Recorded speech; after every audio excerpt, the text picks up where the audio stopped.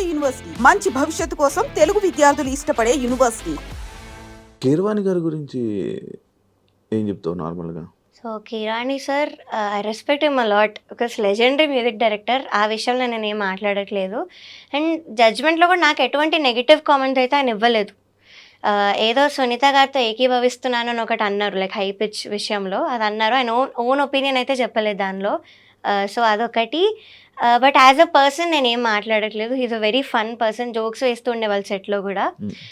And ఒక మాట అన్నారు, నాకు వెరీ హర్ట్ఫుల్ అనిపించింది కాబట్టి ఆ మాట కూడా నేను చెప్పాను. ఇలా వెడ్డింగ్ షోస్ పాడేవాళ్ళు సింగర్స్ అసలు నా దృష్టిలో సింగర్సే కాదు అన్న వర్డ్ అయితే అన్నారు. సో అదొక్కటి నాకు హర్ట్ఫుల్ అనిపించింది. అది ఆయన ఒపీనియన్ కావచ్చు, కానీ it's an insult actually.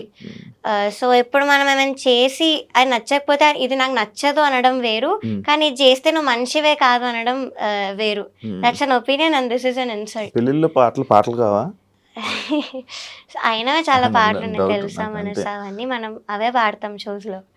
So ఆయన ఎందుకు ఈ మాట అన్నారో నాకు చాలా బాధ అనిపించింది. ఒక లెజెండరీ మ్యూజిక్ డైరెక్టర్. పెళ్ళిళ్ళలో పాటలకి స్టేజ్ మీద పాటలకి డిఫరెన్స్ ఏంటి? అంటే ఆ షోస్ లో మాకు ఇష్టం వచ్చినవి పాడతాం. పెళ్లిలో love related songs, wedding related songs పాడతాం ఇష్టం వచ్చింది. కానీ ఇక్కడ వాళ్ళు లేదు అంటే ఏమో, నేనైతే I give my best every షోలో, బికాజ్ వాళ్ళు పే చేస్తున్నప్పుడు I have to give my best. So నేను ఎవ్రీ షోలో కూడా బాగానే పాడుకుంటూ వచ్చాను. సో ఇక్కడ మాత్రం వీళ్ళు ఇచ్చిన సాంగ్స్, ఆ ప్రెషర్ ఉంటుంది స్టేజ్ మీద, ఆ లైటింగ్ ప్రెషర్, అటు ఎంత నర్వస్నెస్ ఉంటుంది స్టేజ్ మీద. సో ఇవన్నీ ఉంటాయి, ఇంకో ఈ అవుట్ఫిట్ కష్టాలు. సో అక్కడ అవేమి ఉండవు, మాకు ఇష్టం వచ్చినట్టు హాయిగా పాడుకోవచ్చు.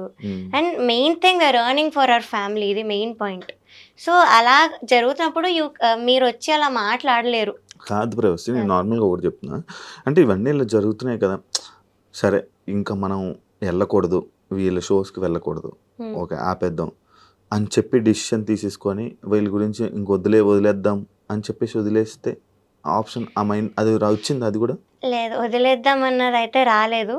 బికాస్ ఇప్పుడు అందరు నార్మలైజ్ చేసేసారు, ఈ సింగర్స్ అందరు కూడా రియాలిటీ షో అంటే ఇంతే, ఇలానే జరుగుతుంది, it's a very small point అన్నట్టు they have all normalised it.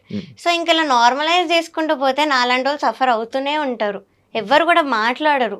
So I had to take the step, I had to speak up. ఒకవేళ ఈ షో గెలిస్తే నీకేం లాభం? నేను గెలిచినా కూడా ఈ పాయింట్ చెప్పేదాన్ని. యాజ్ ఐ సెడ్, నాకు ముందు నుంచి కూడా క్విట్ అవ్వాలని అనిపించింది. But agreement was the only reason that I don't want to work out on my own. So చాలాసార్లు ఎలిమినేట్ అయిపోతే కూడా బాగుండు అన్న రోజులు కూడా ఉన్నాయి ఈ షోలో. ఎపిసోడ్ పేమెంట్ ఏమి ఉండదన్న, విన్నర్ అయితేనే మీకు పేమెంట్. అదేంటి మామూలుగా ఎపిసోడ్ పేమెంట్స్ అస్సలు లేదు. ఇంకా ట్రాన్స్పోర్టేషన్కి పే చేస్తామని డీటెయిల్స్ అన్నీ తీసుకున్నారు, కానీ అవి కూడా ఇంతవరకు పే చేయలేదు. 3 schedules అయిపోయి. సో ఎపిసోడ్ పేమెంట్ అయితే అస్సలు లేదు. ఎపిసోడ్ పేమెంట్ కాదు అంటే ఈ డేస్ అన్ని వేస్టే. అచ్చా, అంతే. సో విన్నర్ కానీ రన్నర్ కానీ అయితేనే మీకు డబ్బులు. కొన్ని షోస్లో రన్నర్కి కూడా ఇవ్వరు. ఎంత విన్నర్కి? దీనిలో విన్నర్ 20 lakhs అనౌన్స్ చేశారు, సెకండ్ ప్రైజ్ 5 lakhs అనౌన్స్ చేశారు. ఓకే, నువ్వు స్టార్టింగ్ చేసావు కదా షోస్, వాటికి ఎంత ఇచ్చేవాళ్ళు అన్ని విన్నర్స్లో? 2011లో నేను విన్ అయినప్పుడు 2 lakhs ఇచ్చారు ఫస్ట్ ప్రైజ్కి. సై అంటే సైలో కూడా అంతే, సేమ్. అప్పుడు ఆ ఇయర్స్లో అంతే ఉండేది ఫస్ట్ ప్రైజ్ అంటే. సో సూపర్ సింగర్లో 10 lakhs వచ్చింది లాస్ట్ ఇయర్. సో ఇది 20 lakhs పెట్టారు ఈసారి ఈ సీజన్కి. గెలిచేద్దాం అనుకున్నాం, గెలవాలన్న బాండ్ గెలిస్తానైతే అనుకుంటారు. కానీ నాకైతే ఈ షోలో ముందు నుంచి క్విట్ అయిపోదాం, ఎలిమినేట్ అయిపోతే బాండు అని అనిపించింది. కానీ మరి ఇంత అన్యాయంగా చేస్తారనైతే నేను ఎక్స్పెక్ట్ చేయలేదు. అంతా వెళ్ళినప్పటి నుంచి నెగిటివ్ వైబ్. అంతే చెప్తున్నాను కదా, అక్కడ మా కంటెస్టెంట్స్ ఇలా చేయడము, ఈ అవుట్ఫిట్స్ విషయంలో ముందు నుంచి కూడా ఏదో ఒక ఇష్యూ రావడం, మెంటల్ టార్చర్ వాళ్ళు పెట్టడము. సో నాకు ముందు నుంచి కూడా అలానే ఉండింది. సో అఫ్ కోర్స్ వాళ్ళు ఇంకా ఆ షోలో ఉన్నారు, వాళ్ళకి చాయిస్ లేదు. మీరు ఇది కూడా ఆలోచించాలి, షోలో ఉన్నప్పుడు వాళ్ళు అగెయిన్స్ట్గా మాట్లాడే చాయిస్ వాళ్ళకి లేదు. సో దే హ్యావ్ టు, వాళ్ళు ఏ చెప్తే వీళ్ళు అదే మాట్లాడాలి. సో అది అక్కడ జరిగింది. నేను వాళ్ళ కెరియర్ పనంగా పెట్టలేదు, నేను పెట్టాను. సో నేను మాట్లాడుతున్నాను అంతా. కీరవాణి గారి గురించి ఏం చెప్తావు నార్మల్గా? So Keeravani sir, I respect him a lot because legendary music director. ఆ విషయంలో నేను ఏం మాట్లాడట్లేదు. అండ్ జడ్జ్మెంట్లో కూడా నాకు ఎటువంటి నెగిటివ్ కామెంట్ అయితే ఆయన ఇవ్వలేదు. ఏదో సునీత గారితో ఏకీభవిస్తున్నాను అని ఒకటి అన్నారు, లైక్ హై పిచ్ విషయంలో అది అన్నారు. ఆయన ఓన్ ఒపీనియన్ అయితే చెప్పలేదు దానిలో. సో అదొకటి. బట్ యాజ్ అ పర్సన్ నేను ఏం మాట్లాడట్లేదు. He's a very fun person, jokes వేస్తూ ఉండేవాళ్ళు సెట్లో కూడా.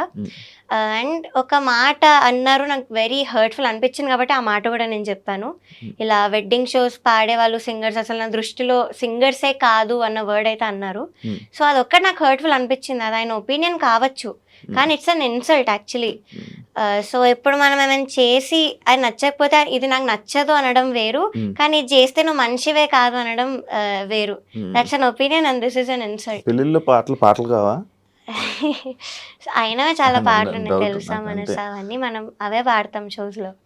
సో ఆయన ఎందుకు ఈ మాట అన్నారో నాకు చాలా బాధ అనిపించింది. ఒక లెజెండరీ మ్యూజిక్ డైరెక్టర్.